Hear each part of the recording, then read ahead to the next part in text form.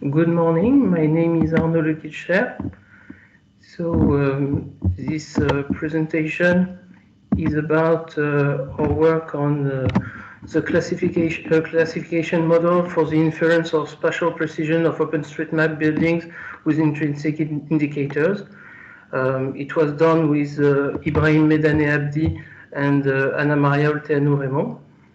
So in the last 20-25 years,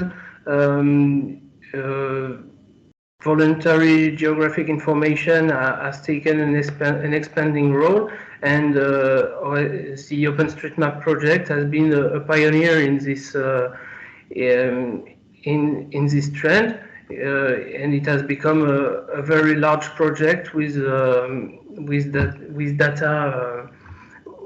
data all over the world. It is the model of OpenStreetMap enables the collection of precise and fresh data with rich semantic information, but the quality of the data remains uncertain. And so we are interested in qualifying the OSM data.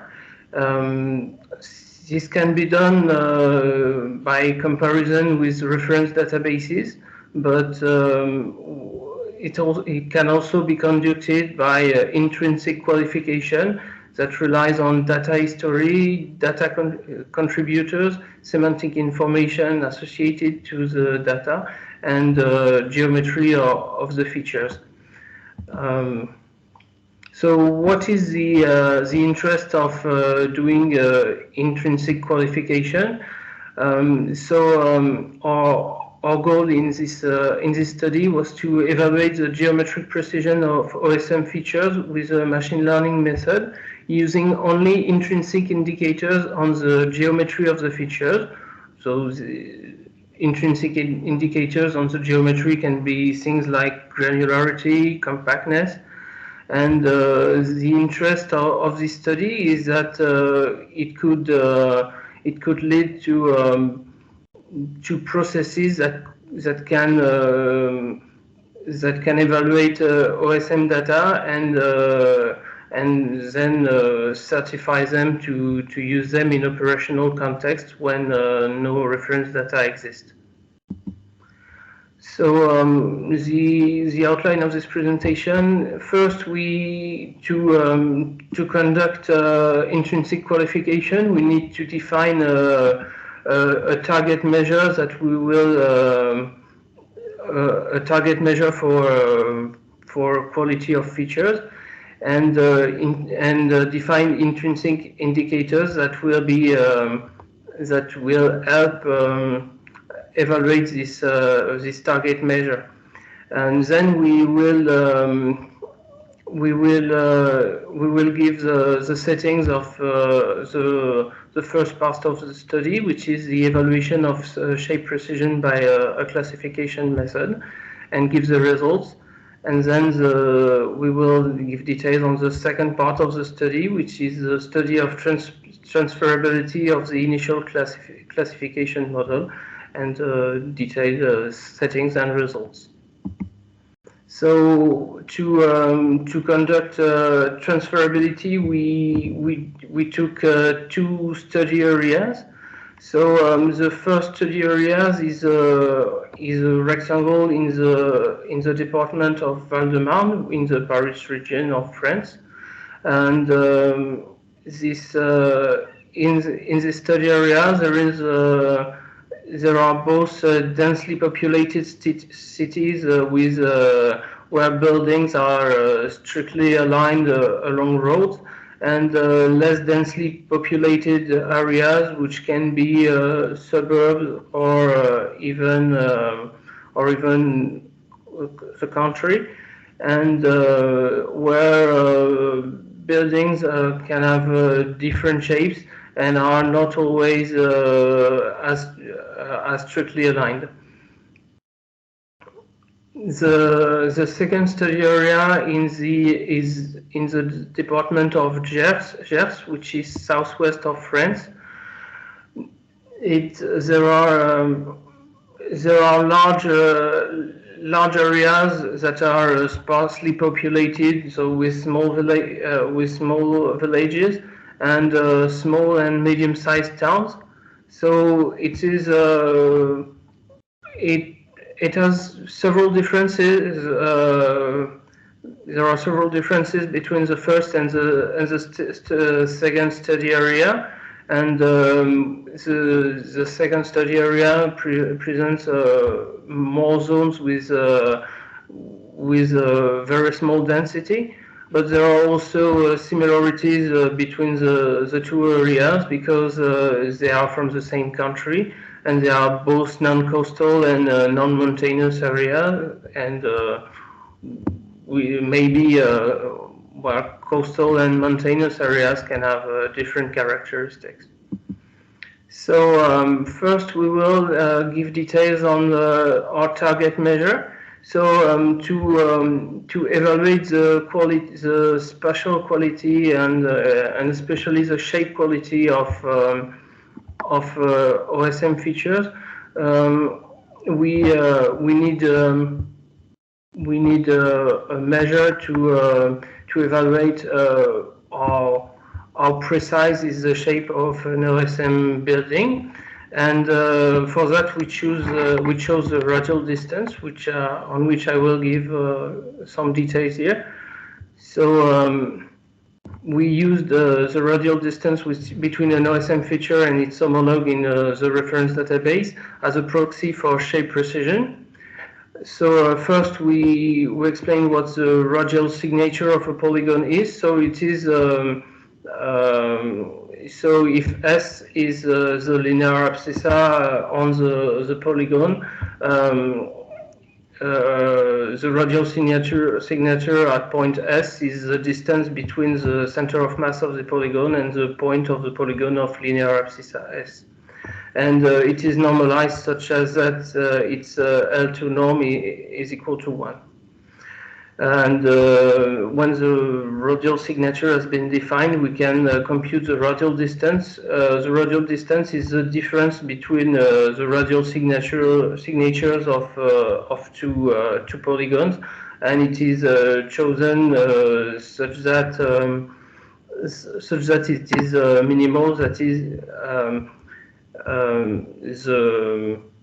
the radial signatures can be shifted so that the radial distance does not depend on the origin of the linear abscissas on both polygons. So this figure shows the computation of the radial distance between two polygons. So first the radial signatures are computed, and then the shift is computed for which the radial distance is minimal, and we see here how both radial signatures are confronted, and the radial distance in the integral of the difference between 0 and 1. So the interest of the radial distance is that it has the properties of the pseudo distance, and it separates shapes quite well. So we considered it was a good proxy for shape precision. So now to infer the radial distance of an OSM feature, we want to infer it with intrinsic indicators. So indicators computed with only the geometrical description of the features. So for choice of intrinsic indicators, we chose some indicators known in the literature to be relevant for quality. And we also chose to consider a wide range of indicators for an exploratory study. For example, the mean length of the edges, convexity, the presence of outlier vertices, or the reconstructibility of the polygon from a downsampled version, which can be considered as a proxy for redundance of vertices. So now that we have defined the target measure and the indicators, we detail how we want to learn the target measure from the indicators. So we use a machine learning method. We use a random forest. So first we consider we use the random forest as a classifier, and we do a binary classification. That is, we identify features with a radial distance higher. We try to identify features with a radial distance higher than a given threshold. So these features are classified as positive for the algorithm, and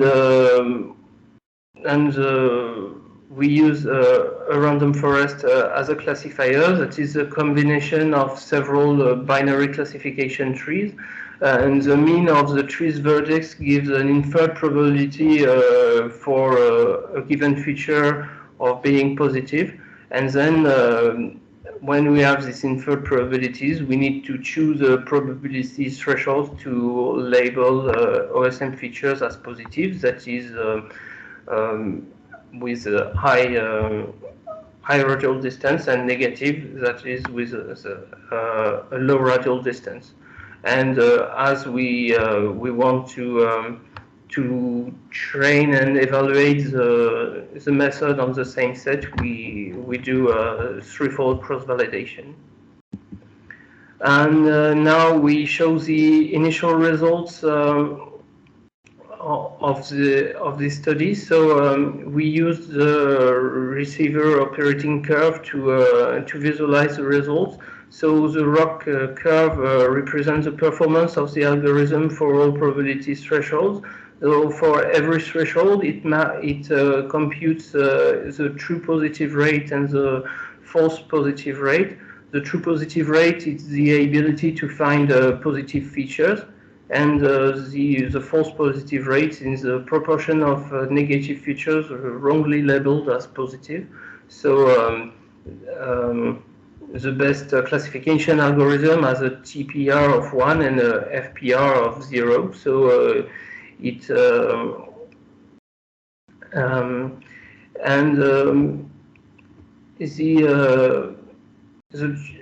ROC curve, it enables to evaluate the algorithm across probability thresholds, and so we don't need a particular functioning point, and we can determine the functioning point based on a specific problem needs.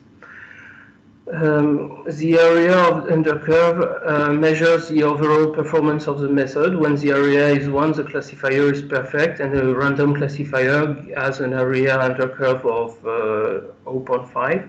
So we have an area under curve of 75%. So with comparing with ROC benchmarks, it can be considered as providing acceptable discrimination, but it is not. It is far from being sufficient for operational use.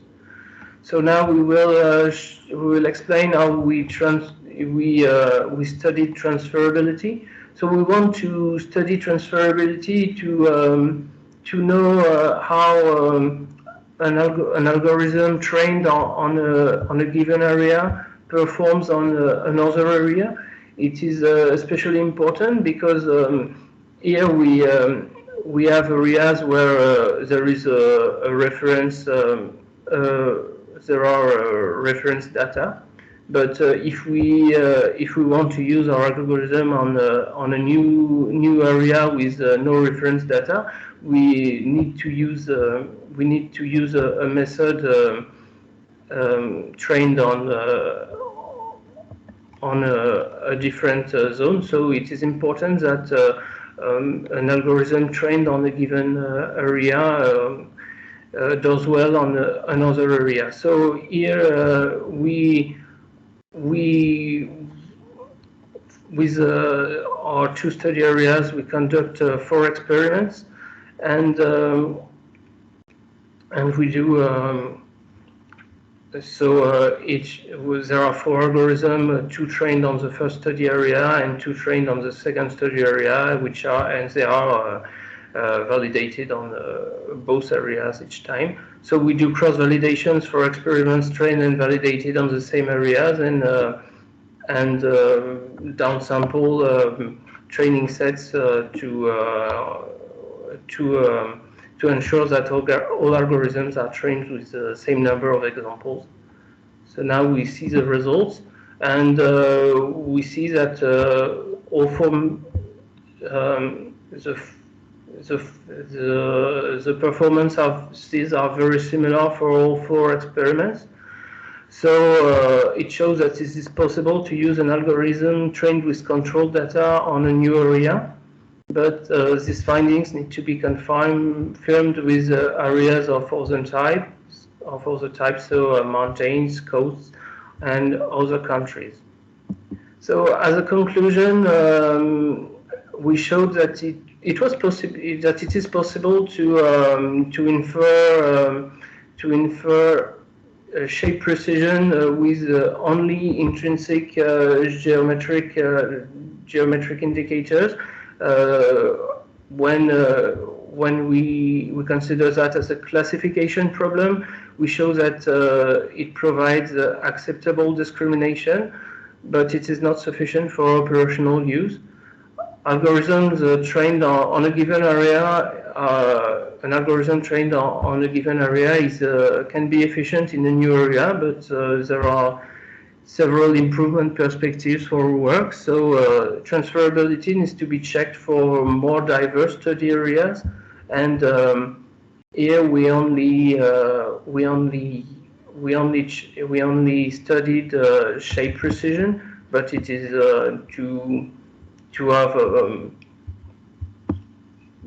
first to evaluate the spatial quality of features. We also need to expand these findings to positional precision, but it may be harder to evaluate positional precision with only intrinsic geometric indicators.